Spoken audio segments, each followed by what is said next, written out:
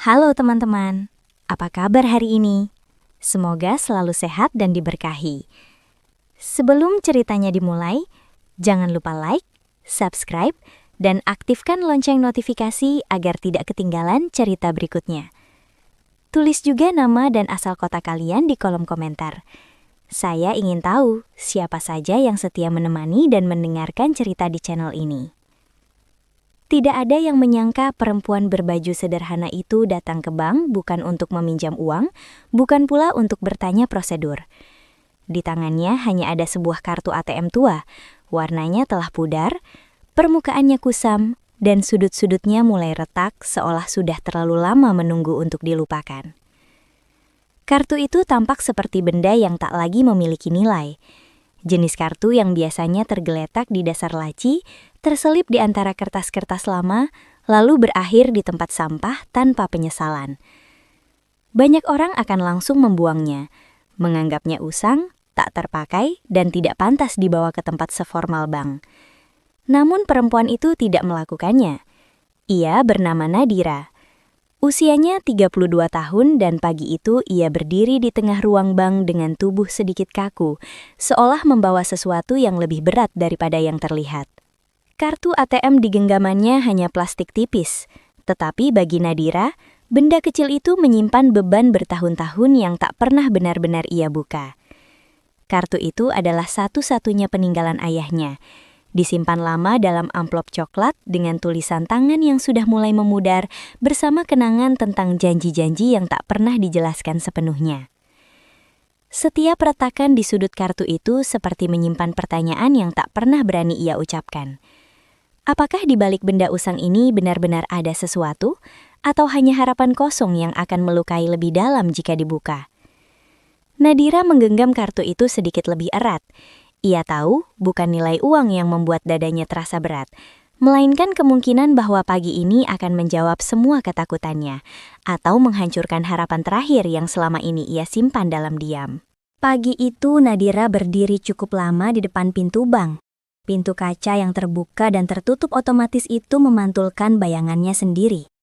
Seorang perempuan dengan pakaian sederhana, tas kain di bahu, dan wajah yang tampak lebih lelah dari usianya. Ia tidak takut pada satpam yang berdiri tegap di dekat pintu. Ia juga tidak gentar pada udara dingin yang menyembur dari dalam ruangan. Yang menahannya adalah sesuatu yang jauh lebih sunyi. Rasa ragu yang menekan dadanya, perlahan, tanpa suara. Di dalam genggamannya, kartu ATM tua itu terasa berat. Bukan karena ukurannya, melainkan karena makna yang menempel padanya. Kartu itu peninggalan ayahnya. Bertahun-tahun tersimpan rapi dalam amplop coklat dengan tulisan tangan singkat. Tulisan yang kini mulai pudar, tetapi pesannya masih melekat kuat di ingatan Nadira. Ia tidak pernah benar-benar berani membuka kemungkinan yang tersimpan di balik kartu itu. Bukan karena tidak ingin tahu, melainkan karena takut berharap. Selama ini Nadira memilih hidup sederhana, bekerja seadanya, menghitung pengeluaran dengan cermat dan menerima hari demi hari tanpa banyak bertanya. Ia menjauh dari cerita masa lalu ayahnya, tentang simpanan, tentang masa depan. Bukan karena tidak percaya, tetapi karena takut kecewa. Baginya hidup pas-pasan masih bisa dijalani. Namun, kekecewaan adalah luka yang jauh lebih sulit disembuhkan. Pagi itu di ambang pintu bank, Nadira tahu ia sedang berdiri di antara dua pilihan. Melangkah masuk dan menghadapi kenyataan, apapun hasilnya. Atau berbalik pergi, menyimpan kartu itu kembali dan melanjutkan hidup dengan pertanyaan yang tak pernah terjawab. Ia menarik napas pelan. Lalu satu langkah kecil membawanya melewati pintu kaca itu. Langkah yang tampak sederhana, tetapi menandai keberanian terbesar yang pernah ia ambil selama bertahun-tahun. Di dalam bank, suara mesin antrian berdenting pelan, bersahutan dengan langkah kaki yang datang dan pergi. Percakapan tertahan, desahan napas, dan gesekan sepatu di lantai marmer menyatu menjadi satu irama yang terasa dingin dan resmi. Nadira menarik selembar nomor antrian dari mesin kecil di dekat pintu. Angka itu tercetak rapi, seolah memastikan bahwa setiap orang di ruangan ini harus menunggu giliran untuk didengar. Ia lalu duduk di kursi plastik daratan tengah, meletakkan tas kain lusuh di pangkuannya, dan menautkan jari-jarinya di atasnya. Tas itu terlihat sangat sederhana dibandingkan tas-tas lain di sekelilingnya. Sebagian besar orang berpakaian rapi, sepatu mengkilap, map-map tebal terselip di tangan mereka. Beberapa terlihat terbiasa dengan suasana bank, berbicara singkat, bergerak cepat, dan tahu kemana harus melangkah. Nadira merasa seperti tamu yang salah tempat. Ia menunduk sedikit, memperhatikan pantulan dirinya di lantai mengkilap, dan bertanya dalam hati apakah ia benar-benar perlu berada di sana. Beberapa kali pikirannya melayang ke arah pintu keluar, membayangkan betapa mudahnya berdiri, berjalan pergi, dan melanjutkan hidup seperti biasa, tanpa jawaban, tanpa kekecewaan. Namun setiap kali keinginan itu muncul, bayangan ayahnya ikut hadir. Wajah lelah yang selalu berusaha tampak tenang, suara rendah yang pernah berkata bahwa apapun yang ia simpan suatu hari nanti bukan untuk kemewahan, melainkan untuk rasa aman. Nadira menarik napas perlahan. Ia menatap papan nomor antrian di dinding dan memilih tetap duduk. Karena pagi itu, untuk pertama kalinya, ia memutuskan tidak lari dari rasa ragu yang selama ini ia pelihara. Dan di ruang yang terasa asing itu, ia menunggu, tanpa tahu bahwa hidupnya sebentar lagi akan bergerak ke arah yang sama sekali berbeda. Ketika nomor antriannya dipanggil, Nadira berdiri perlahan. Langkahnya tidak tergesa, tetapi jelas menyimpan keraguan yang belum sepenuhnya reda. Ia berjalan menuju loket pertama, merasakan beberapa pasang mata mengikuti tanpa benar-benar menatap. Di balik loket, duduk seorang teller perempuan muda dengan riasan rapi dan senyum tipis yang tampak terbiasa. Namun begitu Nadira berdiri di hadapannya, senyum itu tidak bertambah hangat.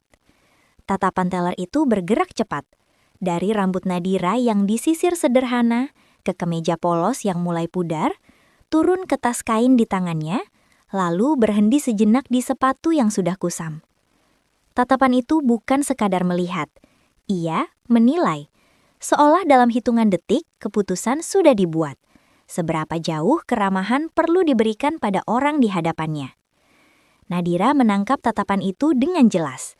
Dadanya menghangat oleh rasa tidak nyaman yang sudah terlalu sering ia kenal. Namun, ia memilih tidak menunduk. Ia tersenyum kecil, senyum yang tidak meminta apa-apa, tidak menantang, dan tidak berlebihan. Dengan gerakan pelan, ia mengeluarkan kartu ATM tua dari dalam tasnya. Ia menyerahkannya dengan dua tangan, bukan karena ia tahu nilainya, melainkan karena ia menghormati apapun yang diwakili kartu itu. Kenangan, harapan, dan keberanian kecil yang membawanya ke loket ini. Di balik plastik tipis yang mulai retak itu, Nadira menaruh satu harapan sederhana, bukan kekayaan, melainkan kebenaran. Teller itu menggernyit begitu menerima kartu dari tangan Nadira. Ia membalik kartu tersebut sekali, lalu sekali lagi, seolah sedang memastikan sesuatu yang sebenarnya sudah ia putuskan sejak awal. Tanpa menyentuh komputer, tanpa mencoba memasukkan data ke sistem. Dengan nada datar yang dingin, ia berkata bahwa kartu itu bukan dari bank tersebut. Bahwa Nadira kemungkinan salah datang, dan sebaiknya mencoba ke bank lain. Ucapannya singkat, penuh keyakinan, seakan tidak ada ruang untuk kemungkinan lain. Nadira terdiam sejenak. Kata-kata itu menggantung di udara, menekan dadanya lebih kuat dari yang ia duga. Ia membuka mulut, mencoba menjelaskan bahwa ayahnya dahulu membuka rekening di bank ini. Namun sebelum kalimat itu benar-benar keluar, teller itu sudah kehilangan minat. Tatapannya melirik ke antrian di belakang. Gerakannya tergesa, seolah keberadaan Nadira hanyalah gangguan kecil yang perlu segera disingkirkan.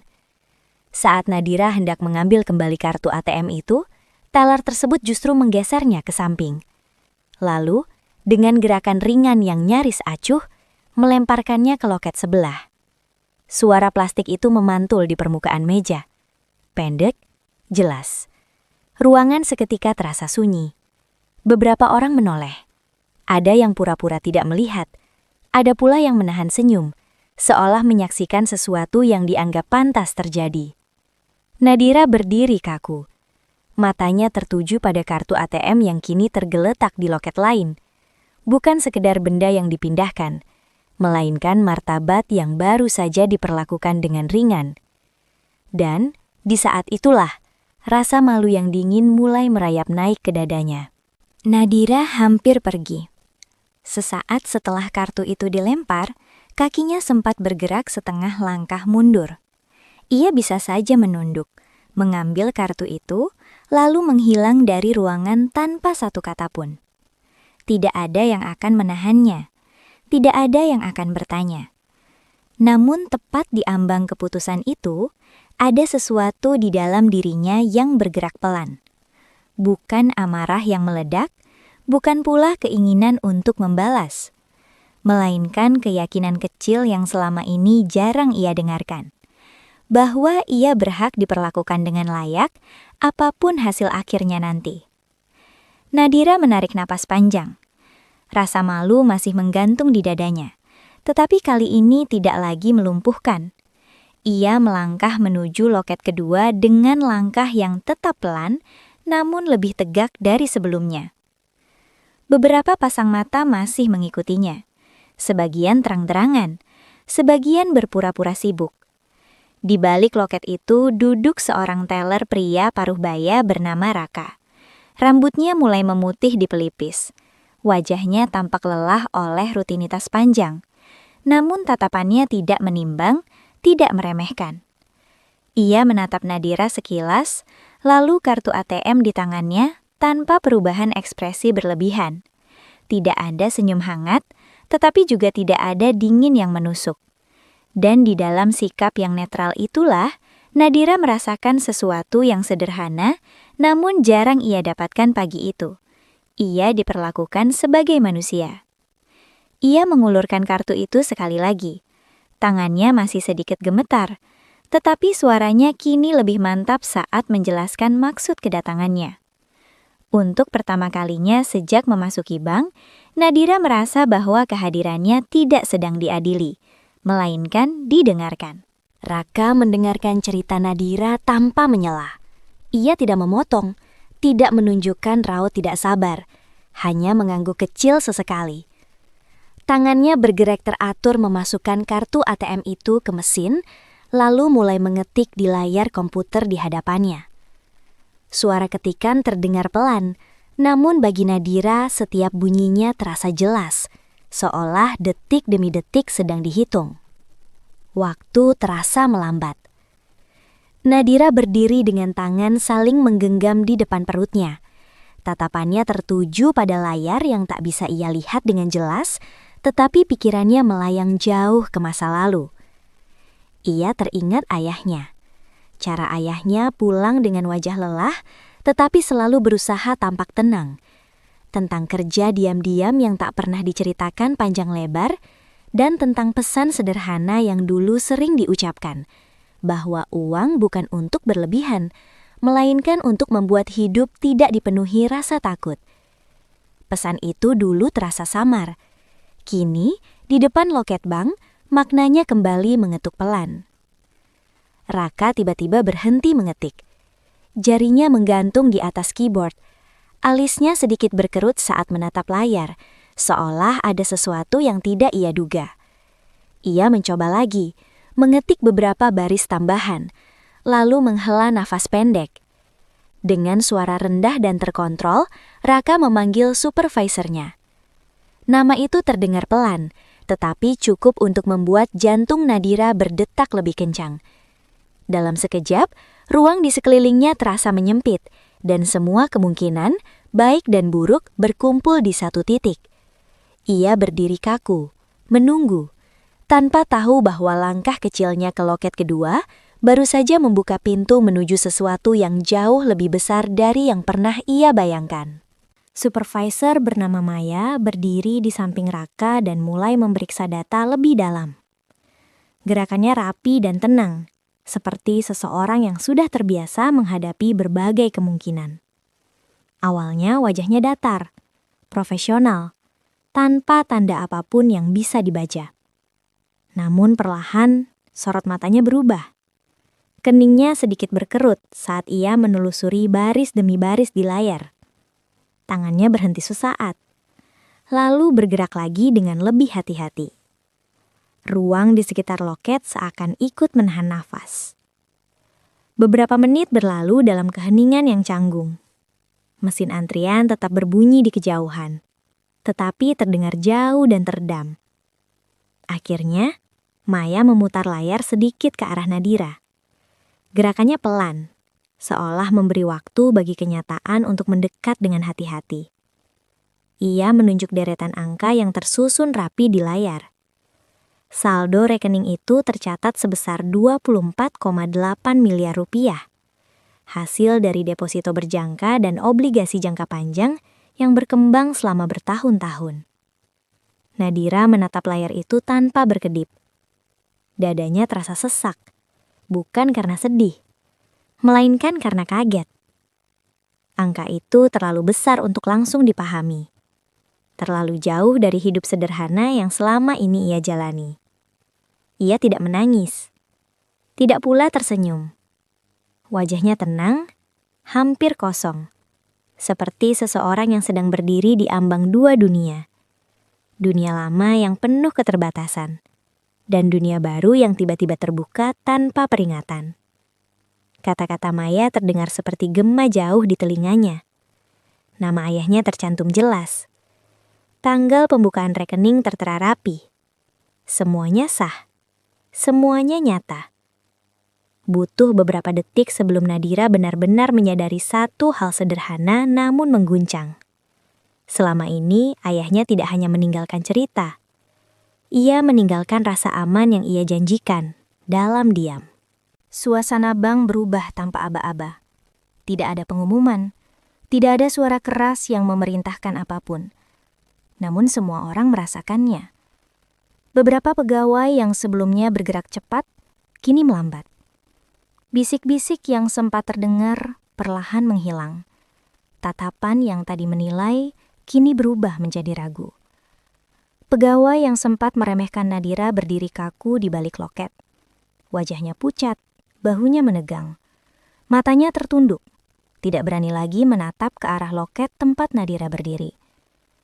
Manajer cabang, Bram, melangkah keluar dari ruangannya dengan langkah tenang namun tegas. Tidak tergesa, tidak pula santai. Ia berhenti tepat di depan loket itu.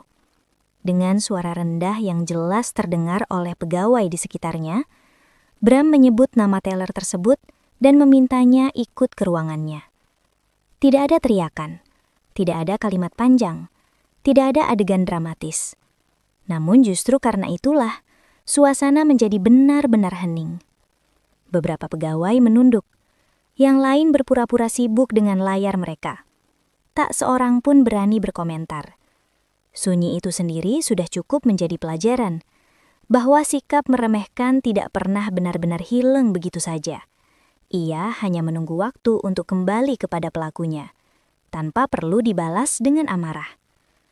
Dan di tengah keheningan itu, Nadira berdiri dengan perasaan yang aneh. Bukan puas, bukan pula iba. Hanya kesadaran tenang bahwa martabat tidak perlu diperjuangkan dengan suara keras. Cukup dengan keteguhan untuk tidak pergi sebelum kebenaran diperiksa. Di ruang manajer, suasana terasa lebih hening dan tertutup. Pintu kayu tertutup rapat, memisahkan Nadira dari hiruk-pikuk ruang bank di luar. Bram, manajer cabang, duduk di seberang meja dengan sikap profesional. Ia menjelaskan asal-usul dana itu dengan bahasa yang jelas dan terukur. Tentang deposito yang dibuka bertahun-tahun lalu, tentang obligasi yang berkembang perlahan, dan tentang nama ayah Nadira yang tercatat rapi dalam setiap dokumen. Tidak ada keraguan dalam penjelasan itu.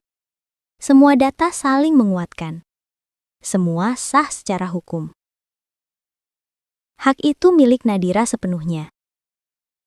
Nadira mendengarkan tanpa banyak bicara. Sesekali ia mengangguk pelan, membiarkan setiap informasi menetap di benaknya. Di matanya terbayang ayahnya duduk di kursi yang sama bertahun-tahun lalu.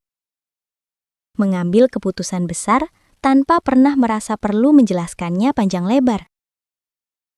Ketika dokumen-dokumen itu disodorkan, Nadira mengambil pena dengan tangan yang mantap. Tidak lagi gemetar seperti saat pertama melangkah ke bank. Ia menandatangani satu persatu, bukan sebagai bentuk kemenangan, melainkan sebagai pengakuan yang akhirnya kembali ke tempat yang benar. Tidak ada rasa ingin pamer, tidak ada senyum berlebihan. Yang ada hanyalah kelegaan yang tenang.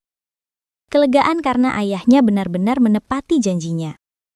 Dan karena ia sendiri mampu berdiri di ruang itu tanpa kehilangan kerendahan hatinya. Pintu kaca bank terbuka otomatis. Udara hangat dari luar menyentuh wajah Nadira, dan untuk sesaat ia berhenti di ambang pintu. Tas kain di bahunya tetap sama. Pakaian sederhana yang dipakai pagi itu tidak berubah sedikitpun. Jika seseorang memperhatikannya dari jauh, ia tampak seperti orang lain yang sedang lewat, tanpa cerita besar yang baru saja terungkap.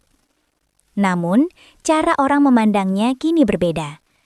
Beberapa nasabah menatapnya dengan hati-hati, seolah sadar ada sesuatu yang harus dihargai, meski mereka tidak tahu apa. Pegawai bank yang tadi menahan senyum dan menatap sinis, kini tampak lebih sopan, bahkan segan. Nadira memperhatikan semuanya sebentar, lalu menunduk ringan, menata langkahnya dan memilih untuk tidak menikmatinya. Perhatian dan tatapan itu bukan yang ia cari. Ia tidak datang ke bank untuk mendapatkan pengakuan orang lain. Ia berjalan menyusuri trotoar kota. Langkahnya perlahan namun mantap. Di tengah hiruk-pikuk kendaraan, pedagang, dan orang-orang yang sibuk dengan kehidupan mereka masing-masing, Nadira justru merasa nyaman menjadi anonim lagi. Tidak dilihat sebagai kaya, tidak dilihat sebagai istimewa, hanya seorang perempuan yang membawa tas kainnya, menapaki jalan seperti biasa. Dalam hatinya, Nadira menyimpan satu kesadaran sederhana. Kekayaan dan pengakuan orang lain bukanlah ukuran dirinya. Yang penting adalah cara ia berdiri dan menjalani hidup, tetap tegak, tenang, dan tidak kehilangan dirinya sendiri. Seiring langkahnya menjauh, gedung bank mulai menghilang dari pandangannya. Namun pelajaran dari pagi itu tetap tertanam. Diam yang disertai keteguhan seringkali lebih kuat daripada ribuan kata pembelaan. Nadira menarik nafas panjang, membiarkan udara kota mengalir di sekitarnya, dan melanjutkan perjalanan pulang dengan hati yang lebih ringan, namun penuh kesadaran. Beberapa hari berlalu. Hidup Nadira nyaris tidak berubah. Pagi-pagi ia masih bangun seperti biasa, menyapu rumah kecilnya, menata perabot sederhana, dan menyeduh kopi tanpa terburu-buru. Langkahnya tetap ringan, wajahnya tetap biasa, tidak ada kilau yang mencolok dari dunia luar. Warisan ayahnya kini berada di tangannya, tetapi ia mengelolanya dengan tenang. Sebagian tetap disimpan sebagai cadangan, sebagian digunakan untuk membantu orang-orang yang ia kenal atau yang membutuhkan. Sebagian kecil untuk kebutuhan sederhana yang selama ini sering ia tunda. Namun Nadira tidak berubah menjadi orang lain. Ia tetap sederhana, tetap rendah hati, tetap sadar bahwa kekayaan bukan identitasnya. Hari di bank itu tidak ia ingat sebagai hari ia menjadi kaya, bukan angka di layar yang menetapkan hidupnya, melainkan sebagai hari ketika ia belajar berdiri tegak tanpa meninggikan suara, tetap tenang meski dunia menilai dari penampilan. Ia menyadari satu hal yang sederhana tapi mendalam. Nilai manusia tidak pernah ditentukan oleh pakaian, tas, atau benda yang dibawa. Martabat sejati tidak bisa dilempar, tidak bisa diukur dengan tatapan orang, dan tidak bisa dihancurkan begitu saja, seperti kartu ATM tua di atas meja. Di hati Nadira tumbuh rasa damai yang tak meledak-ledak, bukan karena ia kini kaya, tetapi karena ia tahu keteguhan, kesabaran, dan keberanian untuk tetap percaya pada kebenaran adalah harta yang jauh lebih berharga. Ia menatap kota yang sibuk dari jendela rumahnya, menghela napas perlahan, dan tersenyum kecil. Senyum yang hanya ia rasakan sendiri. senyum dari seseorang yang telah belajar berdiri tegak, tanpa perlu mengubah siapa dirinya.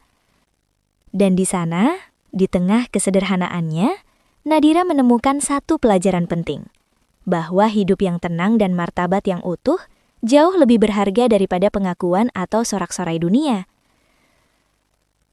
Hari itu ia benar-benar merasa bebas. Bebas dari rasa malu, bebas dari keraguan, dan bebas untuk tetap menjadi dirinya sendiri. Sekian cerita kali ini. Nantikan cerita selanjutnya.